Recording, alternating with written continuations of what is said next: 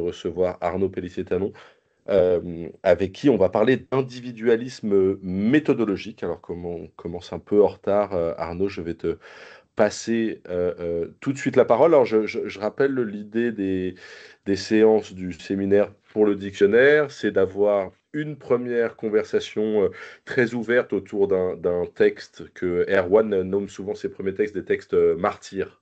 J'aime bien l'expression. Donc l'idée est de vraiment discuter des premières intentions, des premiers jets, mais aussi de suggérer éventuellement des éléments pour compléter, pour revoir des choses, sachant que ça n'est pas un reviewing et qu'on respecte l'autorat des personnes. Donc Arnaud sera libre ensuite d'intégrer ou non les différentes suggestions. Mais voilà, ces séances sont vraiment l'objet de clarification, discussion et éventuellement d'élargissement ou de rétrécissement de certains développements. On n'a encore jamais abordé la notion jusqu'à maintenant, donc ça me semble assez important de parler d'individualisme méthodologique. Je sais qu'en plus, c'est un sujet cher aux différentes approches de certains, et Laurent Magne discutera ensuite de certains aspects du texte, car ça fait partie de ces sujets récurrent depuis très tôt. Il y avait une note de recherche faite pendant le début de son doctorat sur le sujet, donc ce sera l'occasion d'en discuter. Arnaud, c'est à toi, et on aura ensuite l'occasion d'écouter Laurence pour discuter et puis d'ouvrir au reste de la salle virtuelle. Un très grand merci de me donner la parole, un très grand merci de m'accueillir, Johan. C'est un honneur de pouvoir présenter ces idées au séminaire de la SPLG. Alors, je dois ce bonheur à vous tous et puis un petit peu à Philippe Zecchino qui malheureusement n'est pas présent aujourd'hui. Il m'a donné un grand coup de coude. Arnaud, il n'y a pas quelque chose d'intéressant pour le dico. Et je ressors un vieux thème qui remonte, pour moi aussi, qui remonte à ma thèse. Et donc l'individualisme méthodologique, je crois que nous en faisons tous sans le savoir, comme M. Jourdain faisait de la prose, mais c'est mieux de savoir ce que c'est, et allons-y. Je vous propose, vous voyez bien dérouler mes transparents? Oui. J'ai les transformés en PDF, il y avait des petits problèmes de, de, de cadrage. Alors, je vous propose de commencer par des citations des grands auteurs, Karl Popper, Friedrich Hayek et Raymond Boudon. Voilà, dans La société ouverte et ses ennemis, une citation qui me semble une assez bonne définition de l'individualisme méthodologique.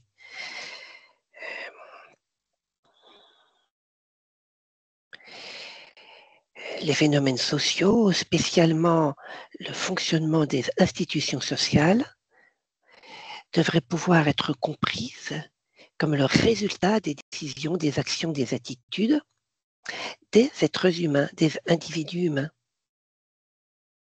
On ne peut jamais être satisfait par d'explications qui se référaient à des soi-disant collectivités. Popper est plus connu pour son individualisme tout court, sa philosophie, un petit peu, je ne vais pas parler comme un fou, il faut mieux que je me taise, son épistémologie de la vérificabilité, mais on a là une prescription méthodologique, la bonne explication. Pour formuler une bonne explication, il faut remonter au comportement des individus. Hayek dit à peu près la même chose, c'est dans Individualism and Economic Order. Il n'y a pas d'autre moyen de comprendre les phénomènes sociaux que de remonter à notre compréhension des actions individuelles, des actions que les individus posent en vue ou en relation avec les autres personnes, guidées par les comportements qu'ils attendent des autres personnes. Et là, on a une explication un petit peu plus riche. S'il faut remonter au comportement individuel, c'est parce que les phénomènes sociaux découlent des comportements eux-mêmes et de ce qui explique et donc on explique ces phénomènes par un effet d'agrégation à partir des l'explication de chaque comportement de chaque individu. Raymond Boudon le dira de façon explicite. Et il parle d'individualisme méthodologique. Je n'ai pas trouvé le mot expressément chez Hayek. Le principe de l'individualisme méthodologique énonce que pour expliquer un phénomène social quelconque, il est indispensable de reconstruire les motivations des individus concernés par le phénomène en question et d'appréhender ce phénomène comme le résultat de l'agrégation des comportements individuels guidés par ces motivations. Là, je pense qu'on a une définition complète. C'est parce que les phénomènes sociaux sont le résultat, la résultante. Il y a un effet de composition, un effet d'agrégation, un ordre spontané, dira Hayek, des comportements individuels qu'on peut donner une explication des phénomènes sociaux, que pour donner une explication des phénomènes sociaux, il faut comprendre pourquoi chaque individu qui participe à ce phénomène social a posé l'acte qui, agrégé, donne le phénomène. Donc, on touche du doigt qu'il y a une parenté très proche entre l'individualisme méthodologique et toutes les théories de l'ordre spontané. Ça sera peut-être l'objet d'une autre entrée dans le dictionnaire. Mais on peut se poser la question, je suis transparent, sur la nature de l'individualisme méthodologique. Alors, c'est une prescription méthodologique. Qu'est-ce que c'est réellement et qu'est-ce qui la fonde? Alors, j'ai beaucoup utilisé le livre de Stephen Lux de 1973. C'est un petit peu vieux, mais la question en sciences sociales m'a l'air antique comme le monde. Et c'est vraiment une question que Stephen Lux s'est posée. Alors, une première citation, on va la lire ensemble si vous voulez. Alors, l'individualisme méthodologique, qu'est-ce que c'est? C'est une doctrine qui porte sur les principes de la recherche scientifique, la doctrine qui affirme que toute tentative d'explication d'un phénomène social doit être rejetée à moins d'être entièrement constituée de propositions concernant des individus. Autrement dit, seuls les faits concernant des individus sont porteurs d'explications en sciences sociales.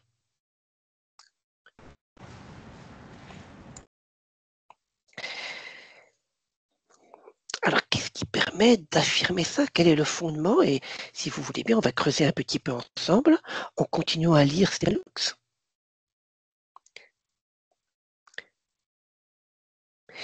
Stephen Lux interprète la prescription méthodologique comme une affirmation ontologique. Ce dans le monde social, les individus sont réels. Mais comment comprendre, comment interpréter cette affirmation s'il faut remonter au comportement des individus pour expliquer les phénomènes sociaux? C'est que les phénomènes sociaux n'ont pas de réalité par eux-mêmes. Le mot est mou, c'est le mot qu'on va discuter, au contraire des individus.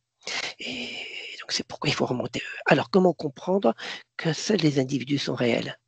Eh bien, première interprétation d'après Stephen Lux, que j'ai fait une faute de frappe, L-U-K-E-S.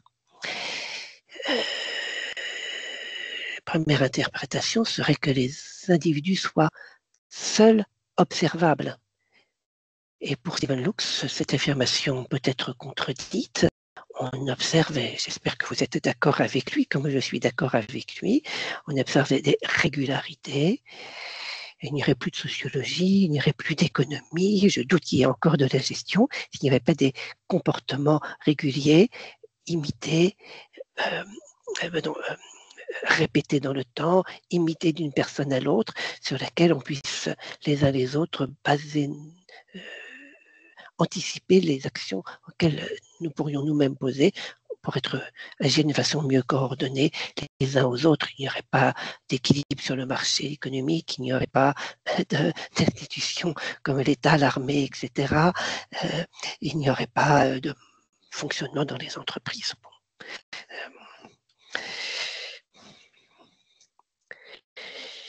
Comment interpréter alors notre affirmation que seuls dans le monde social les individus sont réels? Autre interprétation possible. Alors, les phénomènes visuels sont faciles à comprendre, au contraire des phénomènes sociaux.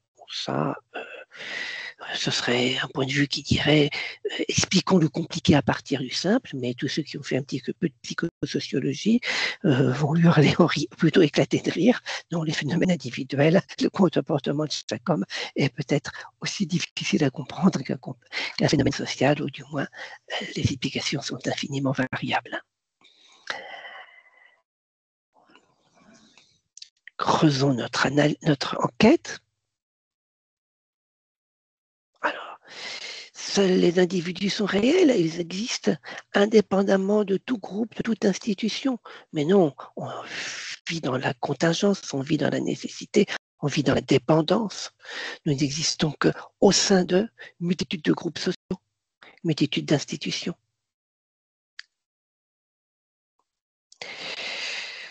Et l'extrême, que les phénomènes sociaux soient des fictions et que seuls les phénomènes individuels soient réels, oublions la langue, oublions les langues de façon de parler qui sont des phénomènes sociaux redoutables, oublions toutes les normes de comportement, comment elles émergent, comment elles évoluent, oublions les coutumes, oublions tout ce qui fait la vie en société. Donc, l'interprétation de cette formule, seuls les phénomènes individuels sont réels, mérite d'être approfondie. Alors, avec Stephen Lux, nous arrivons à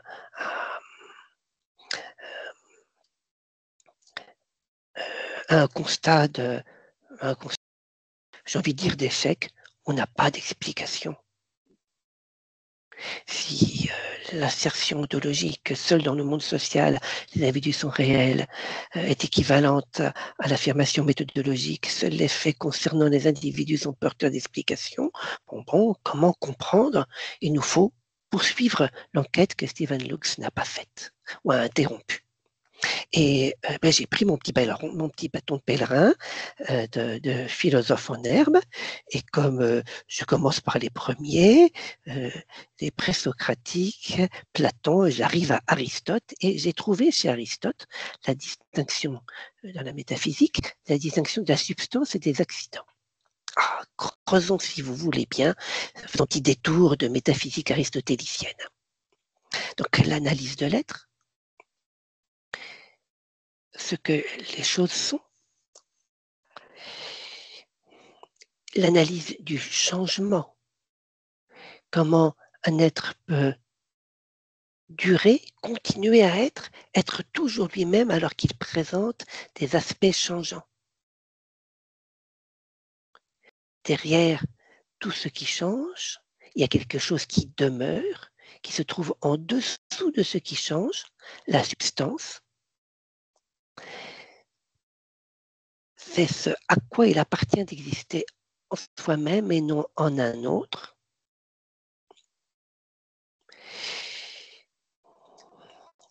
Les êtres humains vieillissent, et notre figure se ride, nos cheveux se blanchissent, nous changeons d'apparence, mais nous restons chacun nous-mêmes.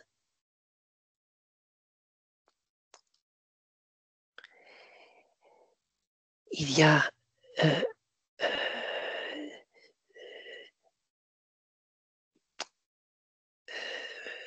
on peut nous attribuer, il y a des attributs qui s'appliquent au sujet, le sujet demeure lui-même à travers l'évolution des attributs.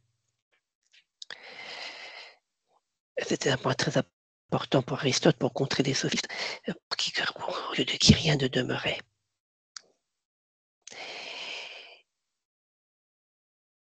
Donc, la substance, ce qui fait le propre et qui demeure, par opposition aux accidents, ce qui arrive, ce qui peut changer, ce qui aurait pu ne pas arriver, ce qui pourrait être autrement. On peut faire une analogie avec la contingence. La définition technique, on parle d'accident, pour désigner ce à quoi il appartient d'exister à un autre être. La couleur de nos cheveux, elle peut changer. Ça ne changera pas que je suis Arnaud, que Johan est Johan. Aristote, dans les catégories, dresse une liste des 9 prédicaments, des 9 accidents. Par exemple, la couleur d'un objet, le lieu où se trouvent ces choses. Et puis, l'un des accidents qui nous intéresse, c'est la relation qu'une chose peut avoir avec une autre. Par exemple, le lien de parenté d'une personne à une autre, ou le lien de fait que nous sommes collègues tous aujourd'hui à suivre ce Zoom, à suivre cette visio du séminaire d'épistémologie de la SPSG.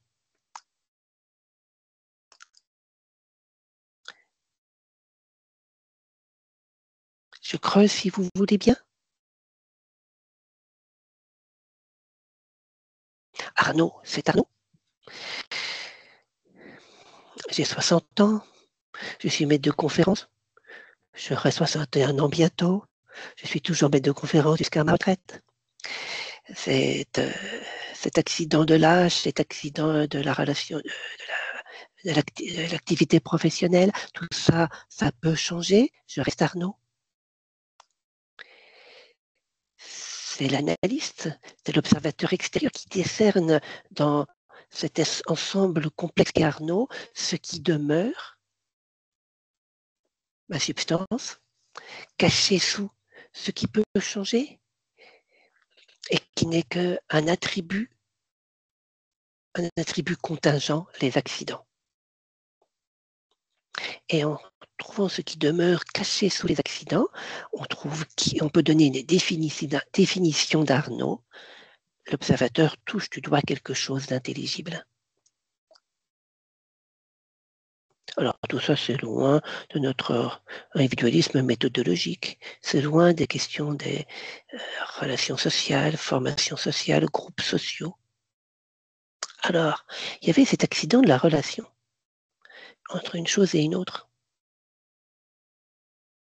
Aristote la prend dans un sens extrêmement vaste. La relation, c'est l'accident d'un être qui fait qu'il se réfère à un autre être.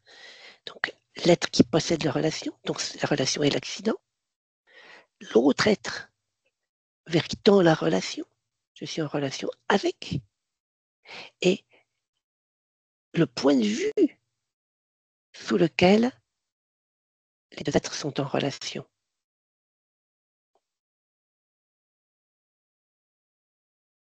La relation elle-même, elle a une réalité. C'est un rapport entre un être et un autre, le terme et le sujet. Là, on commence à pouvoir préciser notre recherche ontologique et répondre à la question à laquelle Steven Hughes n'a pas répondu. Restons dans une généralité hyper générale.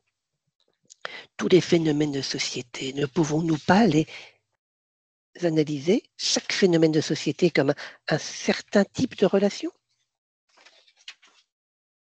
Tous ceux qui parlent la même langue sont les relations de locution, relations de parenté, d'éducation, de travail, de dépendance, de pouvoir, à l'infini, entre des individus qui vivent cette même relation. Alors ils ne pourraient ne pas vivre cette relation. Ils se comportent d'une façon telle qu'ils vivent cette relation. Comment expliquer le phénomène de société? Comment expliquer cette relation qui distingue ce phénomène de société des autres phénomènes de société?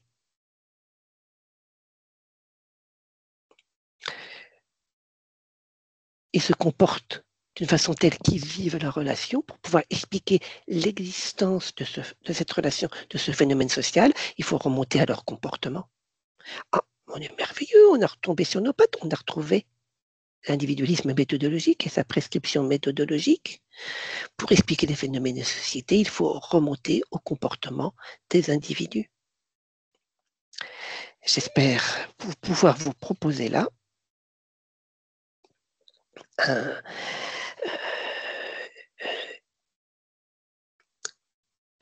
une explication, ou au moins une explication possible à cette prescription méthodologique. C'est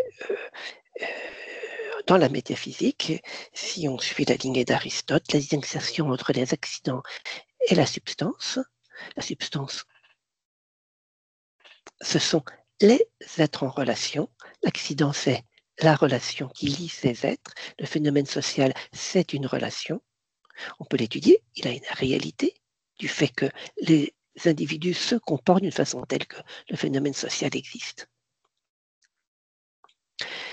Alors, si on veut ouvrir, il faudrait creuser tous les thèmes proches, thèmes méthodologiques proches de l'individualisme méthodologique, l'ordre spontané hayekien, qui explique le phénomène de composition, l'idéal type weberien, qui, vous connaissez ça mieux que moi,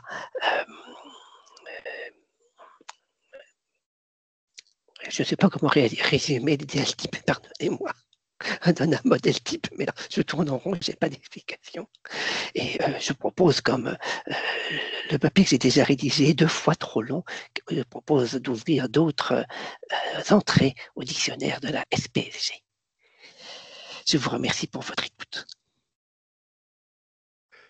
Merci beaucoup Arnaud. Alors, il faut que tu fasses attention parce que traditionnellement, dès que quelqu'un dit que il faudrait ou écrire une autre entrée avec Laurent, on lui saute dessus pour lui dire très bien, tu es donc maintenant l'auteur attitré de ces autres entrées. Alors moi j'ai quelques questions, mais je vais d'abord passer la parole à Laurent qui a préparé un peu plus de manière structurée.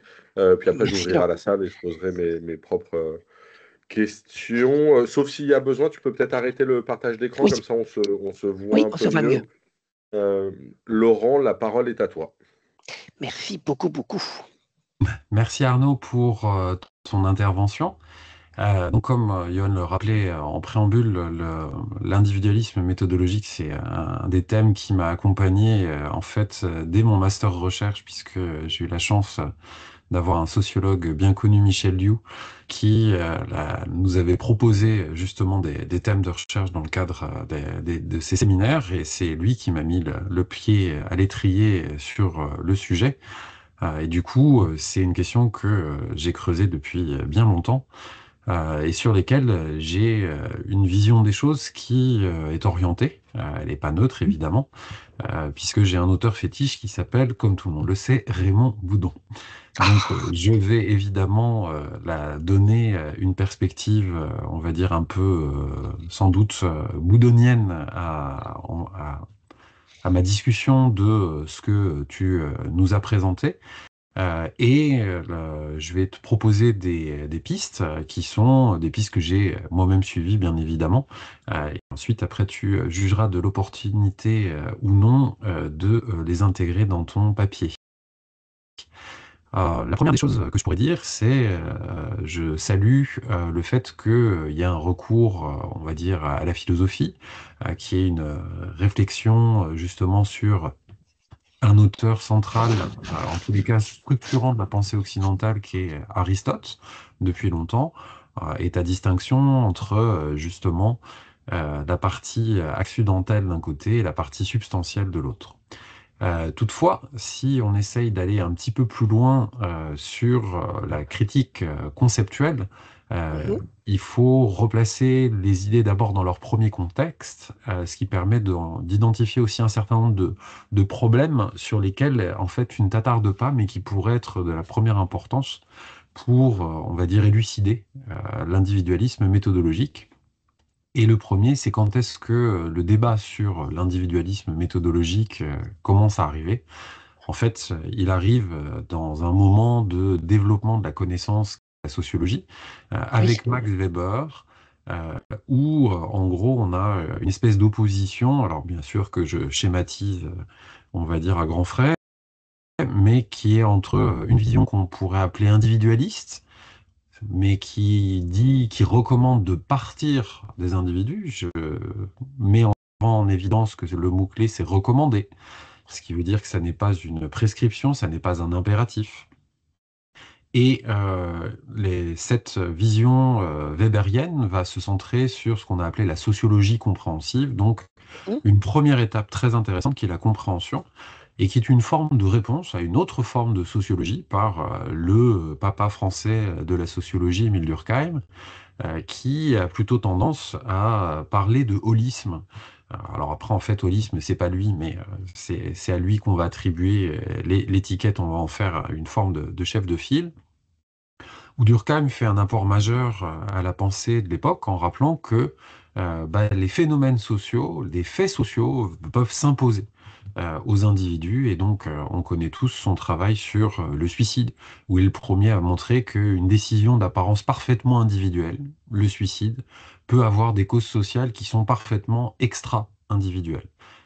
Et donc, c'est à partir de cette étude-là que Durkheim inverse, on va dire, la perspective qui dans un monde qui était déjà individualiste, et d'ailleurs il montre la montée de l'individualisme dans la société, euh, on ne va pas expliquer le tout par la partie, mais au contraire la partie par le tout. Et en fait, c'est essentiellement là où je veux commencer à positionner le débat, c'est-à-dire qu'on va avoir une espèce d'opposition qu'il va falloir travailler entre la compréhension d'un côté et une forme d'explication de l'autre.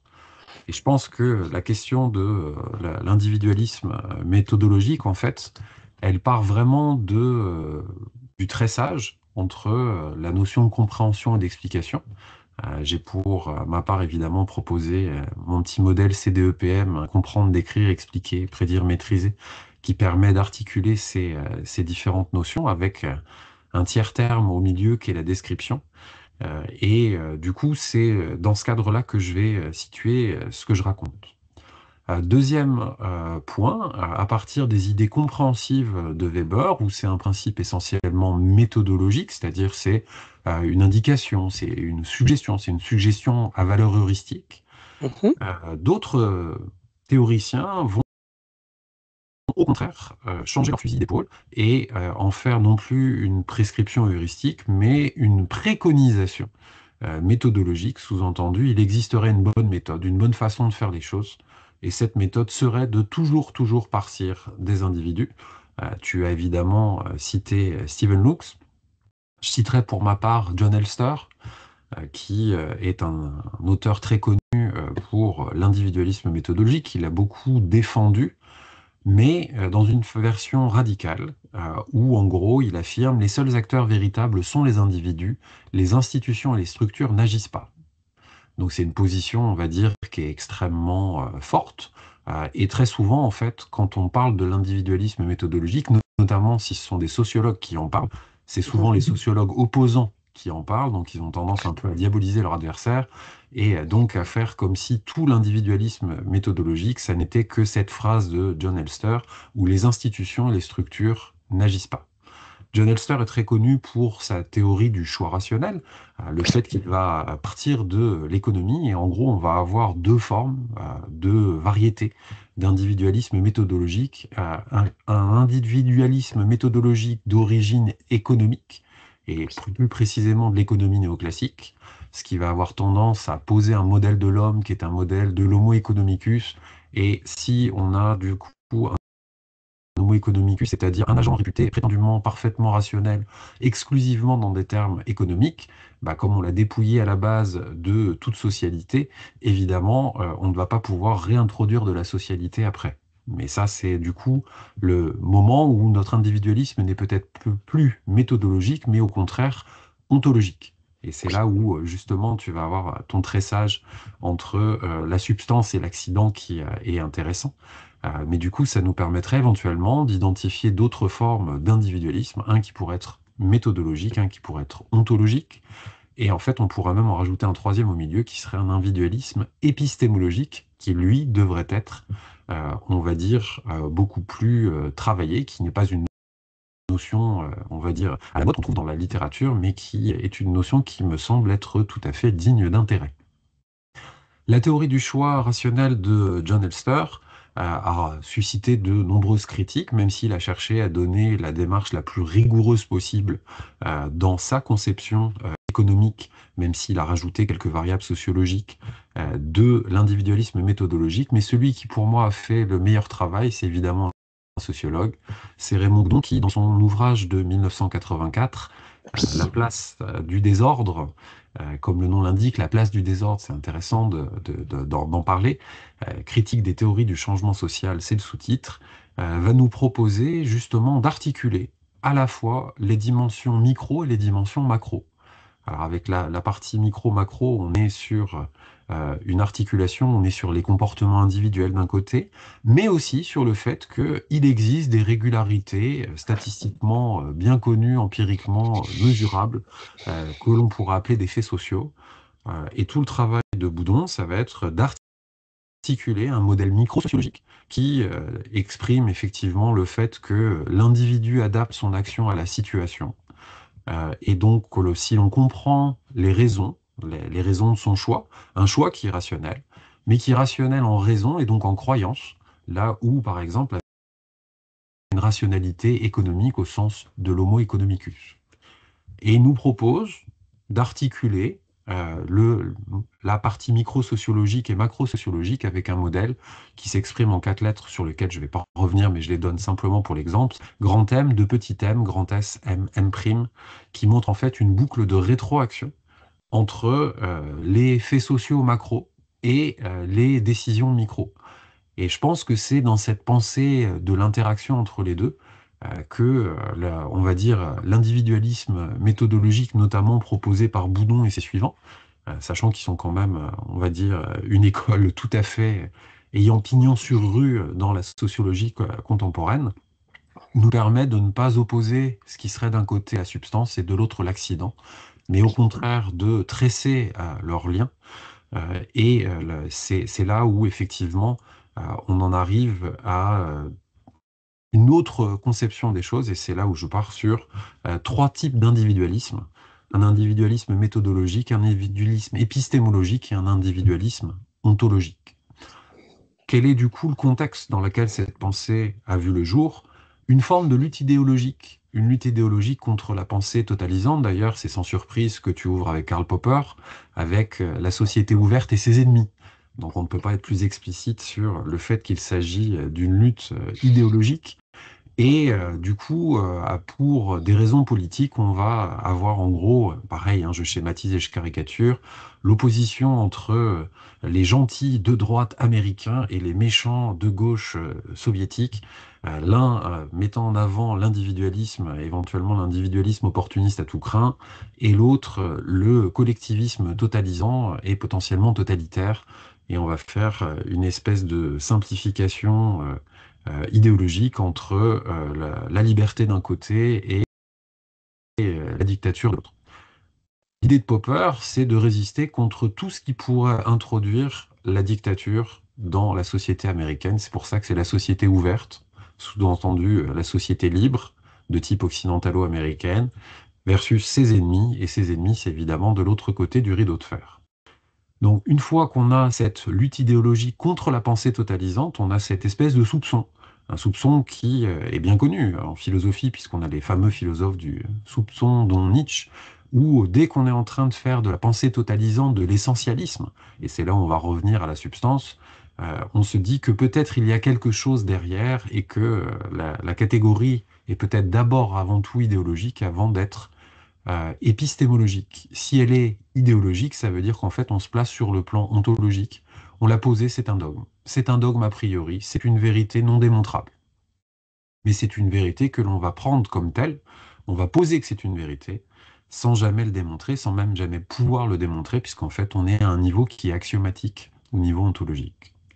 Donc ça, c'est une première variété de l'individualisme, et on va dire méthodologique, qui est en fait ontologique, et mon exemple pour moi, c'est John Elster, qui croit à sa théorie du choix rationnel. Mais ça, c'est une position dogmatique qui peut être réfutée, et elle peut être réfutée de façon simple par des faits. C'est-à-dire il suffit d'exhiber au moins un fait social qui ne se conforme pas à la théorie pour mettre la théorie par terre. C'est la raison pour laquelle Raymond Boudon va chercher à élargir la théorie du choix rationnel avec sa théorie de la rationalité en valeur, pour montrer effectivement que on peut avoir un principe qui n'est pas simplement une prescription heuristique méthodologique, c'était une version weberienne, un guide pour chercher, mais au contraire une prescription épistémologique, c'est-à-dire un principe de constitution de la connaissance valable, et donc il va nous produire son petit modèle, justement, qui implique deux choses. Premièrement, l'existence des effets d'agrégation. Et en fait, toute la question de l'individualisme méthodologique, elle est sur les effets d'agrégation, ce qui veut dire que il faut absolument en traiter explicitement.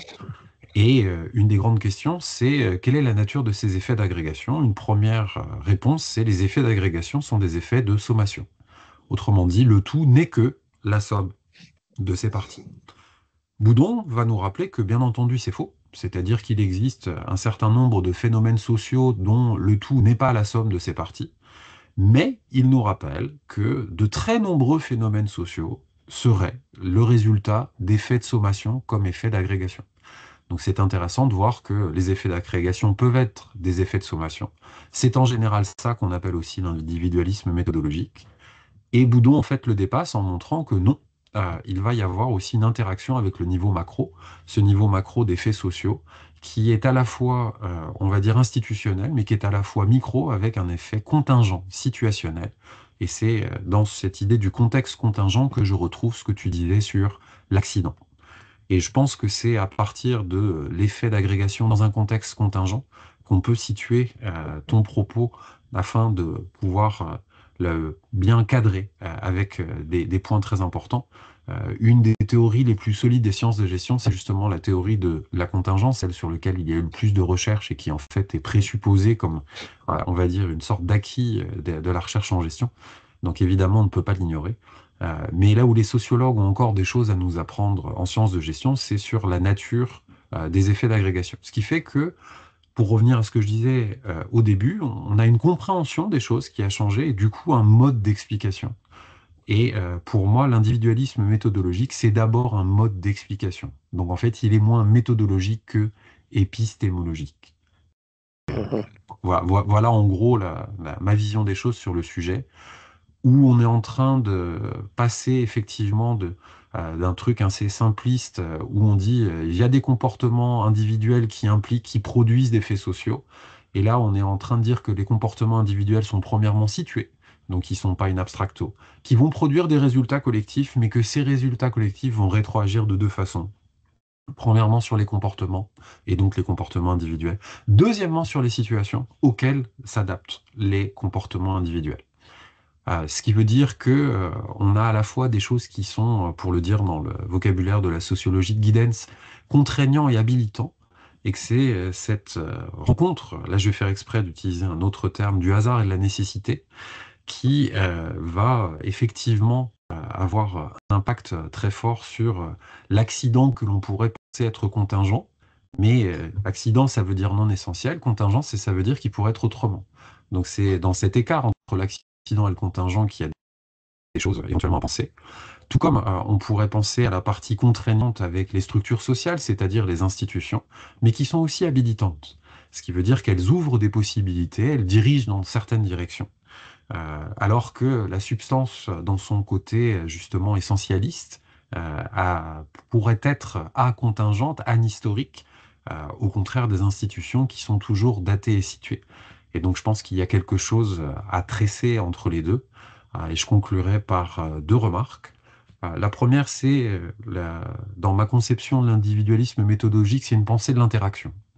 C'est-à-dire que c'est l'interaction entre le micro et le macro, entre les dimensions individuelles et les dimensions collectives, et montrer que l'individualisme, que je vais qualifier d'épistémologique, est justement une articulation des deux et non pas un choix dualiste entre soit les individus d'un côté, soit les structures de l'autre. En fait, il faut les articuler. Et pour poser en dernier lieu la question du statut des institutions, des outils de gestion. Un moment de gestion intéressant qui permet de voir la question de l'individualisme méthodologique, c'est justement les outils de gestion. Est-ce que les outils de gestion sont individuels? Est-ce qu'ils sont collectifs? Est-ce qu'ils sont les deux? Et comment est-ce qu'en fait ils viennent médier les rapports entre l'individu et le collectif? Et c'est, on va dire, un exemple classique, mais qui permet de montrer que l'individualisme épistémologique est sans doute la piste la plus fructueuse sur le thème de l'individualisme méthodologique. Merci Arnaud. Merci à toi, Laurent. C'est très brillant, beaucoup plus que exposé que commentaire. Donc je propose qu'il y ait 2 entrées individualisme méthodologique. Non, l'individualisme méthodologique t'appartient, c'est ton entrée. J'ai fait des propositions et après, si tu trouves des choses intéressantes et pertinentes, libre à toi de les incorporer. Merci du fond du cœur.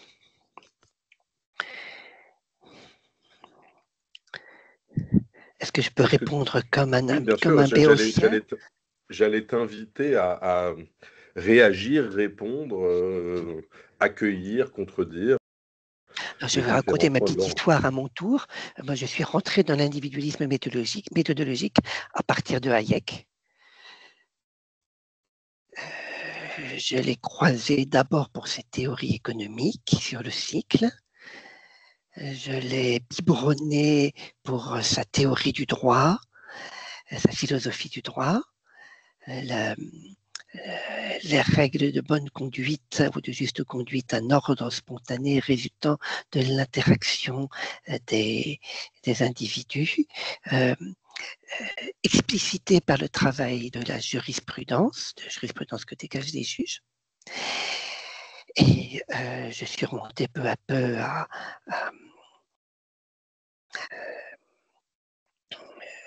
je ne sais pas comment dire ça, parce que chez lui, tout est imbriqué chez Hayek. Il ne distingue pas très bien la philosophie du droit de son anthropologie, de sa philosophie économique, de sa philosophie tout court et de sa méthodologie.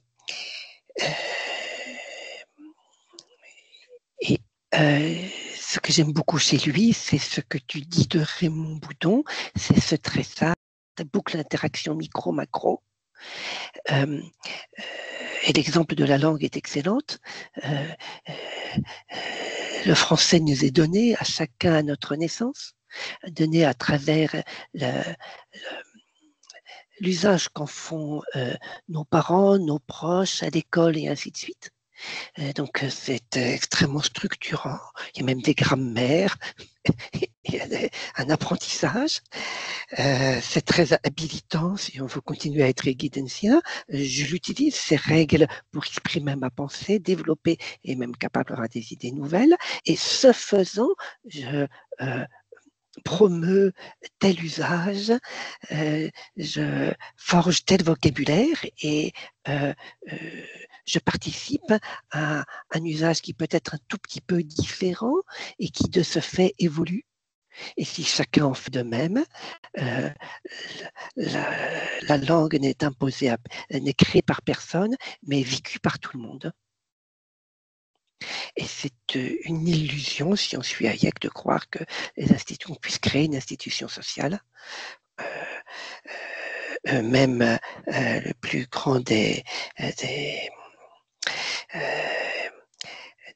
législateurs, je ne sais pas comment appeler ça, ou ingénieurs sociaux, peut la promulguer, ça n'est que dans le sang, et là on retrouve son combat pour la liberté, engagé effectivement, bien sûr, contre les forces brunes et les forces rouges.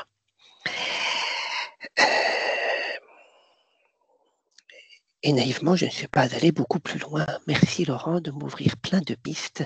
Je vais relire Effets pervers et ordre social avec beaucoup de plaisir. Je m'aperçois que mes vieilles lectures ont besoin d'être vraiment rafraîchies et reprises à fond. L'ouvrage où je trouve qu'il le fait le mieux, c'est pas l'ouvrage de 79, c'est l'ouvrage de 84. C'est La place du désordre, critique La place du désordre. Ouais.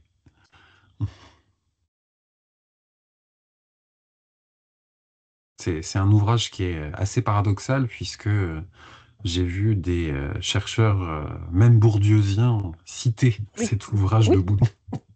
Donc, c'est dire qu'il y a sans doute quelque chose d'intéressant à aller regarder là-dedans.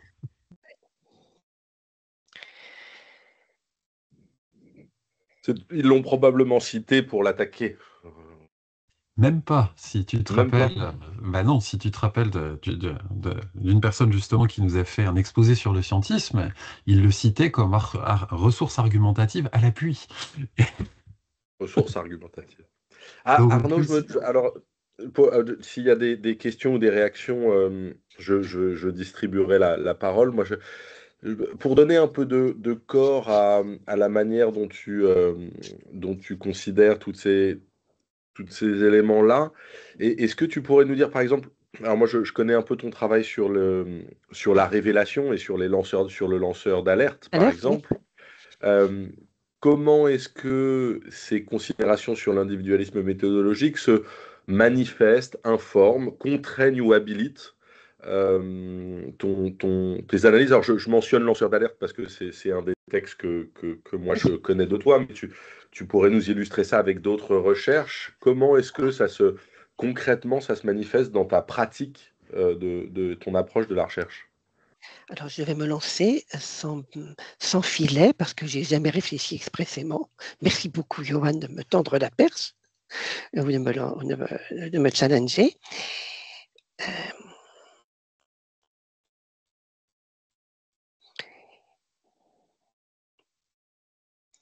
Alors, si on prend l'exemple du lanceur d'alerte, j'ai envie de beaucoup moins regarder l'outil de gestion qui sont des dispositifs de lancement d'alerte. J'ai beaucoup plus envie de regarder l'imbrication des groupes sociaux, de leur morale ou de leur mœurs, qui fait que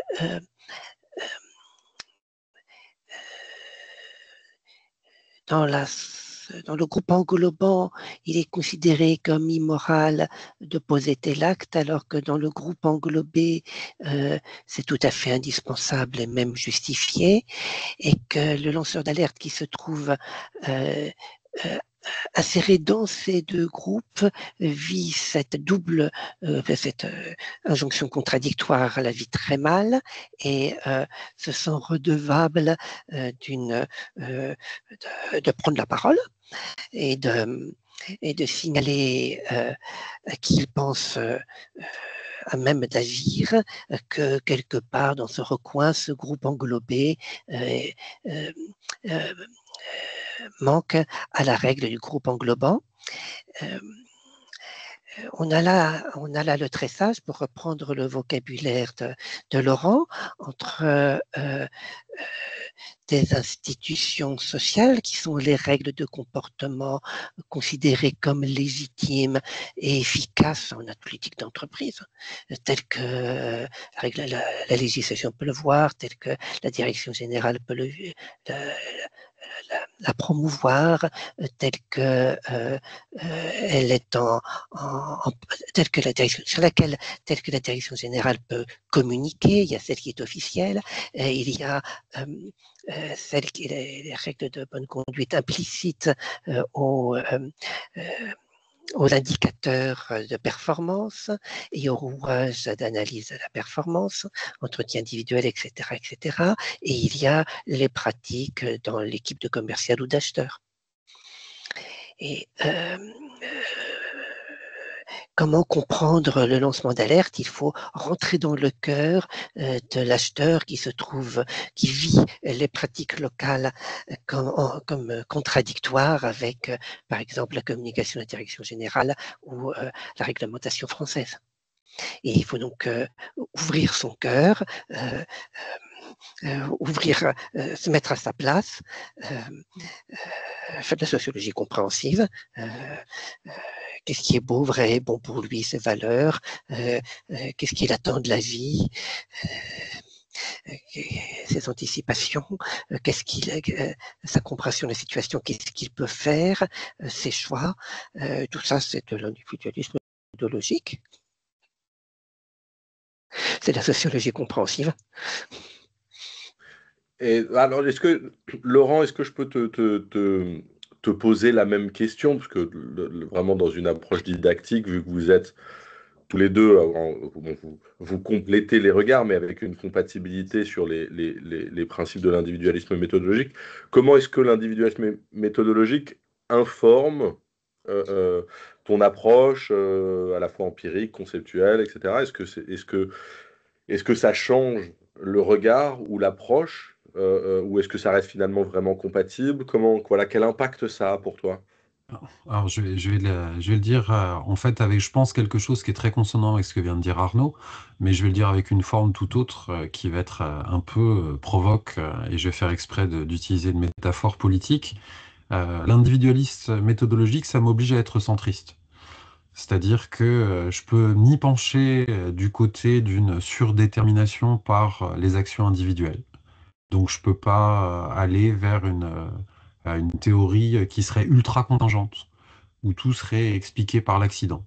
Ça m'empêche complètement d'aller vers une version où tout serait déterminé par des structures sociales. Donc la théorie exclusivement institutionnelle. Là, en fait, je suis obligé de regarder systématiquement le lien entre les deux parce que partir de l'individu et de ses décisions ne veut pas dire ignorer son contexte social, c'est toujours situé. Et donc, c'est pour moi ça qui est vraiment le plus important. Du coup, c'est beaucoup plus exigeant. C'est-à-dire qu'au lieu de me simplifier la vie de chercheur, avoir une théorie simple mais potentiellement simpliste où c'est soit les individus, soit les structures, je suis obligé d'articuler les deux.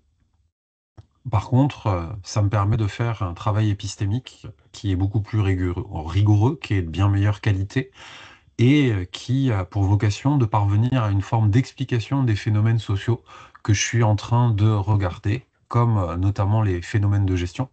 Et un de mes dadas, c'est les outils de gestion. Là, je suis en train d'enseigner un cours de théorie des outils de gestion.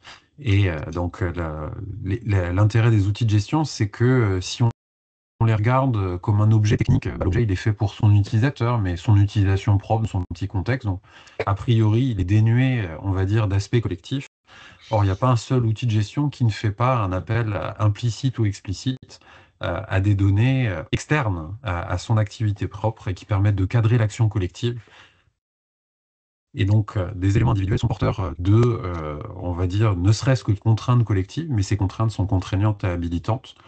Tout comme l'agrégation des effets des outils de gestion finit par produire des conséquences, notamment de type changement institutionnel, qui du coup font changer le macro, et le macro fait changer le micro, et vice-versa. Et donc, c'est comprendre cette dynamique, une dynamique interactionnelle entre les deux, que m'oblige à concevoir, à regarder l'individualisme méthodologique. Et en ce sens-là, en fait, il me pousse vers l'individualisme épistémologique, c'est-à-dire ne pas oublier les individus, mais les individus étant en situation, m'empêche d'oublier les structures, enfin, pour le dire dans l'opposition dualiste historique.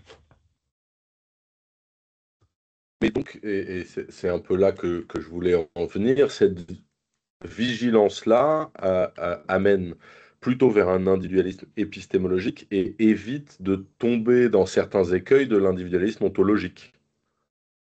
Oui, c'est en tous les cas, c'est comme ça que je le conçois. Arnaud, t'hésite pas à interjecter à n'importe quel moment pour apporter ta lumière sur le sujet. Là, vraiment, la question, c'est si on prend le terme d'individualisme méthodologique à la lettre, c'est comme le disait et l'écrivait Arnaud dans la toute première page de son papier. Il dit clairement, c'est une prescription méthodologique, une proposition heuristique qui recommande un certain type d'explication. Donc ici, on voit vraiment l'idée que voilà, on vous suggère de faire comme ça, c'est une méthode qui marche. Est-ce que ça veut dire que c'est la seule? Est-ce que c'est la méthode exclusive? C'est justement sur ce statut de la méthode qu'il va y avoir des choses à regarder. Et je pense que, on va dire, l'écueil idéologisant, c'est d'en faire une ontologie qui évidemment est injustifiée, injustifiable, puisqu'elle est posée sur un plan axiomatique. Alors que le travail devient intéressant quand en fait on dépasse la simple recommandation qui est celle du pourquoi pas pour aller vers une explication plus sérieuse, celle du pourquoi. Et le travail, en tous les cas, de ceux qui se recommandent sérieusement de l'individualisme méthodologique, au sens où ils ont fait un travail épistémique rigoureux, vont trouver dans cette façon de faire des principes d'explication. Et c'est le passage de la simple recommandation d'une proposition à valeur heuristique à un modèle formel d'explication des phénomènes sociaux, qui n'est pas un modèle idéologique de surdétermination des phénomènes sociaux, où l'idéologie vient écraser le réel. Là-dessus, alors je reviens à toi, Arnaud. Tu mentionnais au tout début que c'était des choses que tu avais explorées dans ton doctorat et que donc finalement qui avait été assez présent assez tôt dans ton parcours. Est-ce que tu as le sentiment que consciemment ou inconsciemment, tu es resté porteur d'un certain individualisme méthodologique? Est-ce que, selon les projets de recherche, selon les méthodes, les méthodologies, les collaborations, tu as navigué de manière un peu... Tu sens que c'est vraiment quelque chose qui a structuré ton travail et ta conception de la recherche d'un point de vue méthodologique ou épistémologique ou ontologique tout au long de ta carrière? Alors, je pense que c'est vraiment structuré tout au long de ma carrière. Selon les recherches, je me suis limité à la sociologie compréhensive, où j'ai voulu ou essayé d'avoir une explication plus complète en analysant le tressage. Et donc, je ne me serais pas contenté de faire de l'individualisme méthodologique au sens de Laurent, mais de l'individualisme épistémologique, toujours au sens de Laurent. Pour moi, ça m'a l'air une évidence, et je suis peut-être un abominable totalitaire. Je ne vois pas comment faire des sciences sociales autrement. Et c'est pour ça que je ne vois pas de frontière entre l'individualisme méthodologique et épistémologique au sens de Laurent, que des étapes dans la profondeur de la compréhension puis de l'explication. Ouais, Laurent, est-ce que la différence que tu fais entre les deux, c'est une différence de statut ou c'est une différence De degré. de degré? Alors, je ne vais pas répondre exactement de cette façon-là, mais je vais souligner ce que vient de dire Arnaud, c'est que il peut y avoir une forme de continuité entre l'individualisme méthodologique et l'individualisme épistémologique, alors qu'il y a une rupture avec l'individualisme ontologique. Et donc, en fait, il y a pas d'écart, là, on va dire, théorique de frontières infranchissables entre les deux. Euh, En revanche, du coup, on peut aussi les voir, cette fois-ci, non plus d'un point de vue conceptuel, mais d'un point de vue historique, comme des étapes de recherche épistémologique en sciences sociales. C'est-à-dire que on a une intuition, une bonne idée, l'idée que effectivement ça va être difficile d'expliquer le résultat collectif sans parler de ce que font les individus, et qu'on va chercher par contre à théoriser, à faire que c'est un modèle robuste de l'explication. Et c'est la raison pour laquelle je dirais que cet individualisme méthodologique-là, mais là ici je cite Weber, je cite pas Elster, va effectivement déboucher sur ce que moi je qualifierais plutôt d'individualisme épistémologique, là où Elster est parti dans une démarche qui s'apparente théoriquement à l'individualisme épistémologique, mais qui en fait va déboucher sur un individualisme ontologique. Je, tu, je t'ai donc, j'ai donc réussi à te piéger et tu vas devoir écrire le chapeau des trois entrées que seront l'individualisme méthodologique, l'individualisme ontologique et l'individualisme épistémologique. À ces entrées-là, il faudra un chapeau qui, avec brio et esprit de synthèse, puisse différencier, articuler et renvoyer vers les entrées dont celle d'Arnaud. Bon, bah, je me Voilà suis la fait conclusion avoir. logique. Je souscris complètement. Est-ce que dans la salle virtuelle, il y a des questions ou réactions? Je sais qu'on est déjà un peu avancé dans le timing, mais il nous reste un peu de temps. Est-ce qu'il y a des questions ou réactions? Je ne piège pas à chaque fois les personnes qui parlent pour leur faire écrire une entrée. Je regarde s'il y a aussi des commentaires. On a des gens qui ont dû partir un peu en avance. Voilà, c'est pas un cours, hein, donc je ne vais pas tirer les verres du nez de nos participants. La question que moi je me pose toujours un peu dans ces cas-là, c'est comment ne pas tomber. Arnaud, tu dis, je suis peut-être un affreux totalitaire. Il me semblait pas que dans ta manière de présenter les choses, il y avait un rejet, voire une interdiction de concevoir autrement. Mon sentiment, c'est que dès que les gens sont un peu cohérents et fins dans leur position, on a soit un individualisme méthodologique qui fait très attention à ne pas devenir ontologique, et c'est ce que Laurent, moi, tu m'as vraiment appris sur Boudon, et donc comment est-ce qu'il évite cet écueil d'un individualisme ontologique. J'ai aussi le sentiment que chez les bourdieusiens qui font du terrain et qui sont confrontés à la réalité empirique, on ne tombe pas dans une surinterprétation des structures, et que quand même, au travers des notions d'habitus, etc., on retrouve quand même l'individu enchâssé dans des phénomènes sociaux. Alors, c'est au final pour moi aussi un peu une question de degré, même si parfois on sépare ces écoles-là. Euh, et est-ce qu'il y a vraiment, alors tu disais je suis peut-être totalitaire, mais je n'ai pas l'impression que tu le sois, Arnaud. Est-ce que pour vous deux, il y a vraiment un attachement plein et entier à cette conception un peu fine de l'individualisme méthodologique, avec toutes les prudences et les garde-fous que vous avez posés, qui fait que vous pensez que les choses se passent et que d'autres approches se fourvoient un peu, peut-être gentiment, c'est peut-être un totalitarisme gentil ou bienveillant, mais voilà, c'est revenir à comment peut-on être persan, quoi. Est-ce qu'il est concevable d'être autre chose qu'un individualiste méthodologique sans se fourvoyer? Est-ce qu'on peut être persan, ou est-ce que, voilà, c'est quand même un peu une erreur de ne pas être individualiste méthodologique?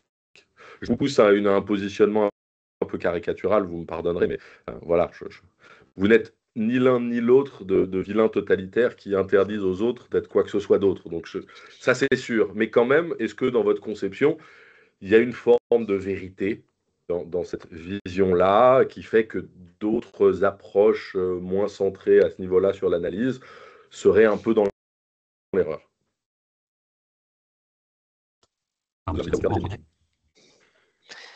Je vais parler comme un fou.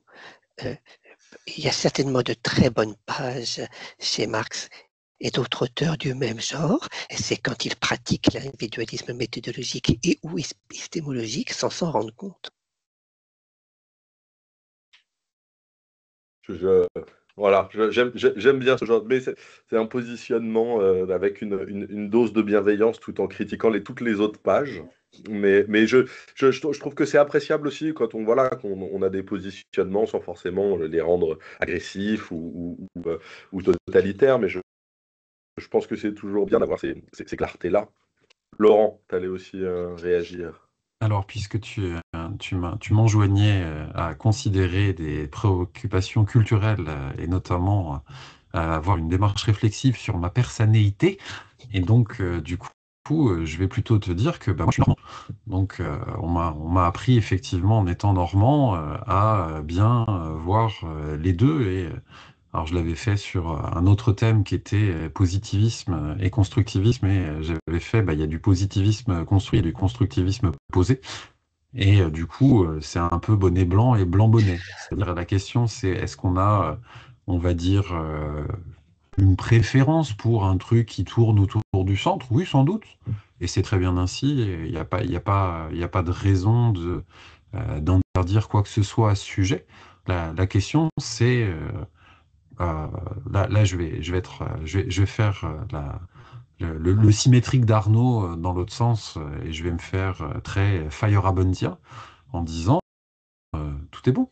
C'est-à-dire que si votre méthode vous permet de faire au final un travail épistémique rigoureux qui plus est novateur parce que vous êtes sorti de carcan idéologique, pourquoi s'en priverait-on?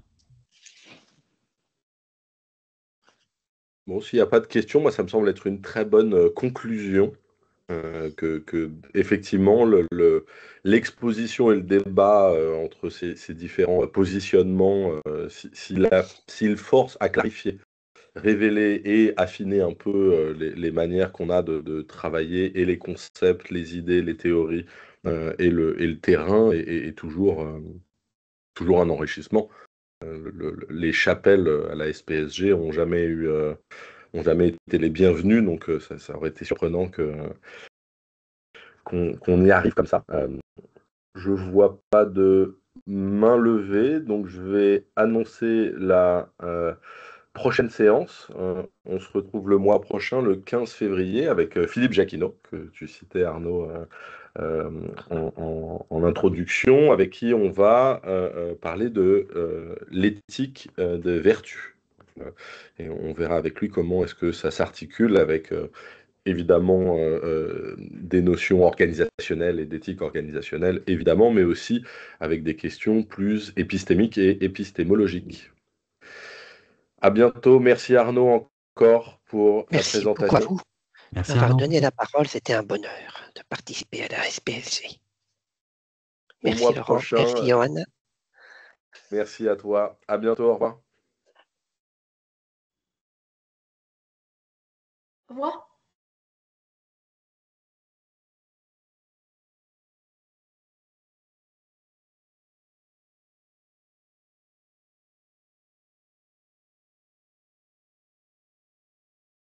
Au revoir.